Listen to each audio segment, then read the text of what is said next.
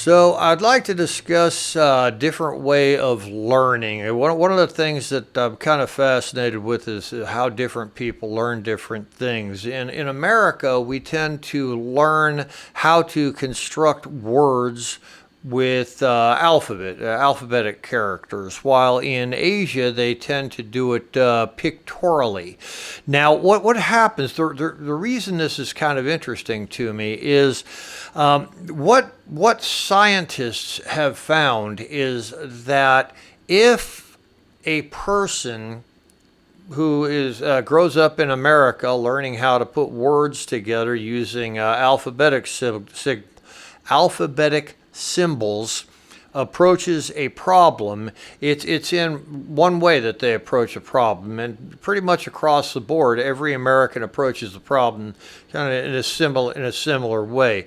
While people who grew up in Japan, China, and places like that, where they create words that are pictures, they actually tend to approach problem solving in a different way. And what scientists have found is that whenever you learn how to construct words using pictures, your mind actually develops in a different way than when you use letters to create words. And I find this kind of interesting. And well, so the nature of this video is going to be a proposal of changing, maybe making a little modification to our educational style, and talk about maybe having a hybrid form of education, one that uses pictographs as well as one that uses letters and words.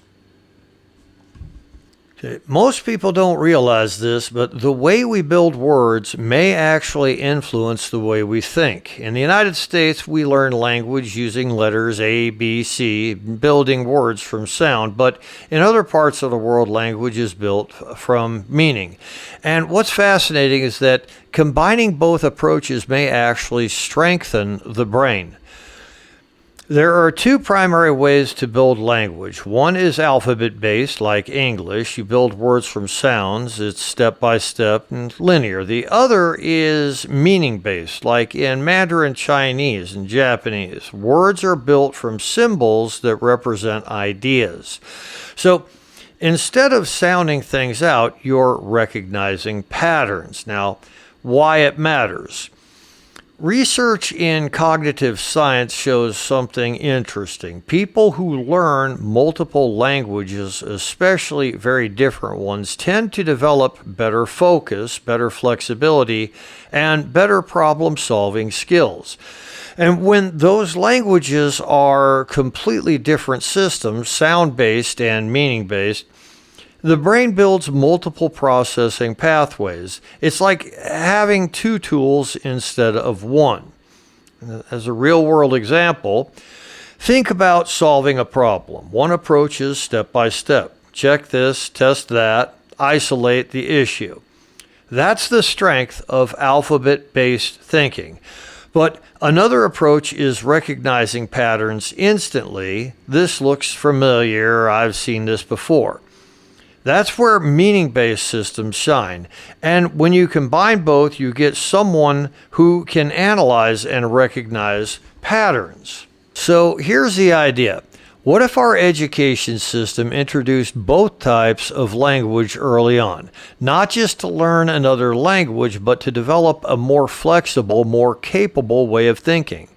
Because in a complex world, the ability to think in multiple ways may be one of our greatest advantages. Now, language isn't just communication. It may be one of the most powerful tools we have for shaping the mind. Since the beginning of human existence, the most valuable commodity has always been information, and information is shared through language.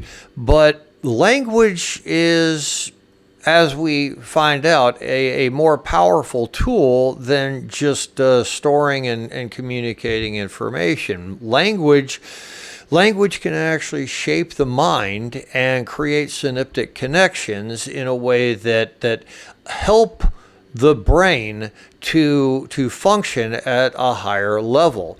And so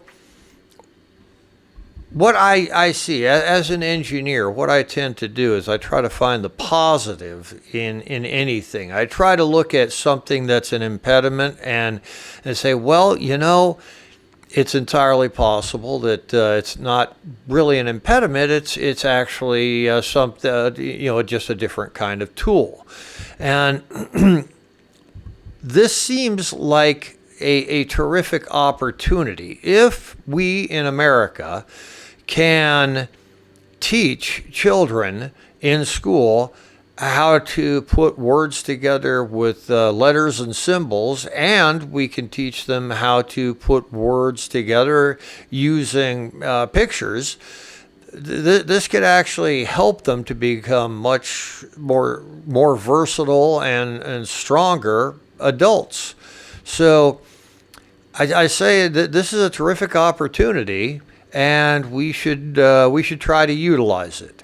So if I become United States representative, United States House of Representatives representative from Oregon 6th Congressional District,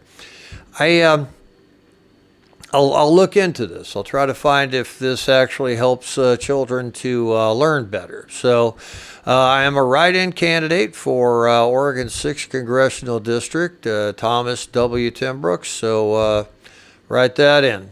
Thank you very much, and God bless.